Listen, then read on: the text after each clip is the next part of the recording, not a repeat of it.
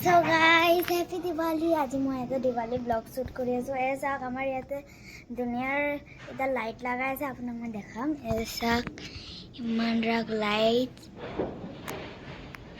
এই চাওক ইমান ৰাগ লাইট লগাইছে। এটা মই আপোনাৰ লগত মানে আগত লৈ যাই আছো। ইয়াতে আমাৰ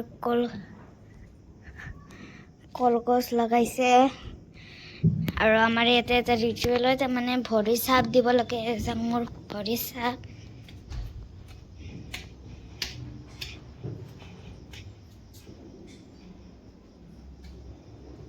গোটেই মৰে ভৰি চাপ, বাকী ভিতৰৰ পৰা অলপ চলপ মোৰ ভণ্টিয়ে দিছে। চ'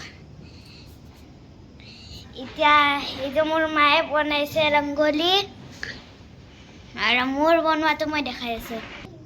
সৰু সুনা মই বনাইছো। চাওক ইয়াতে শুভ লাভ লিখছো, হেপী দিৱালী। দেন আমি ওম এইটো বনাইছো। পিছতকে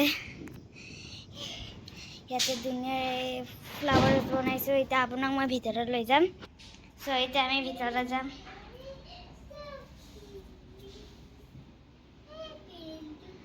এইটো আমাৰ মন্দিৰ।